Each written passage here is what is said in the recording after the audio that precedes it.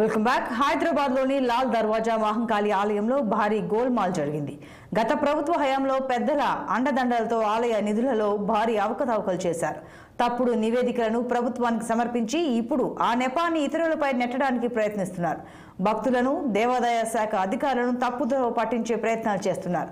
2021-22 సంవత్సర కాలానికి విధులు నిర్వహించిన చైర్మన్ కె వెంకటేష్ కి 2023-24 విధులు నిర్వహించిన ఆలయ చైర్మన్ శ్రీ రాజేందర్ యాదవ్ కి ఆలయ ఆర్థిక వ్యవహారాలను సమర్పించాలని దేవాదాయ శాఖ వారు నోటీసులు జారీ చేశారు. కానీ వారు దానికి సంబంధించిన వివరాలను సమర్పించకుండా భక్తులను తప్పుదో పట్టించడానికి 4-man కమిటీ అప్రతిష్ట పాలు చేయడానికి ప్రయత్నిస్తున్నారు. అదేవిధంగా 2021-22 కాలంలో ఆలయ చైర్మన్ వెంకటేష్ సమర్పించిన అఫిడవిట్లో ఆలయ ఆదాయం 2 లక్షల లోపే ఉన్నదని చూపించడం జరిగింది.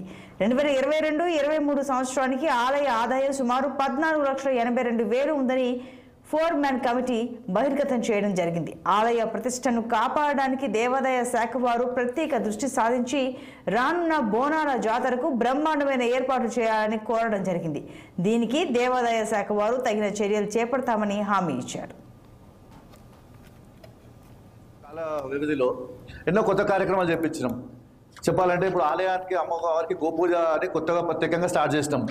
ఆ గోపూజ చేస్తే నెక్స్ట్ కమిటీ ఆ గోపూజ తీసుకెళ్లి గోశాలను నిర్వహిస్తారని, గోశాలను కన్స్ట్రక్ట్ చేసి ఆలయంకు ఒక పేరు ప్రతిష్టలు తెస్తారని అనుకున్నాం. అట్లాంటివి ఏం జరపలేదు. అమ్మవారికి ఒక చిన్న కానుక రూపంలో వెండి నాణ్యాన్ని ముద్రించినాం. దాన్ని చిన్న నాణ్యాన్ని పెద్ద నాణ్యంగా చేస్తామేమో అనుకున్నాము. అట్లాంటివి చేయలే.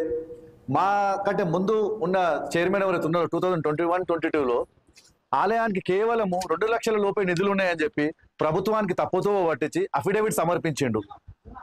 అయితే మా కాల పరిమితిలో ప్రభుత్వ అధికారుల సూచనల మేరకు లెక్కలలో ట్రాన్స్పరెన్సీ ఉండాలని చెప్పేసి మేము లెక్కలు ప్రభుత్వానికి, ఆలయ కమిటీకి సమర్పించినాం.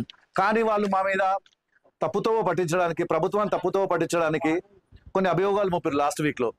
ఎందుకంటే మా కాల వ్యవధిలో 14,82,000 నగదు, 5 లక్షల చెక్కు రావడం జరిగింది.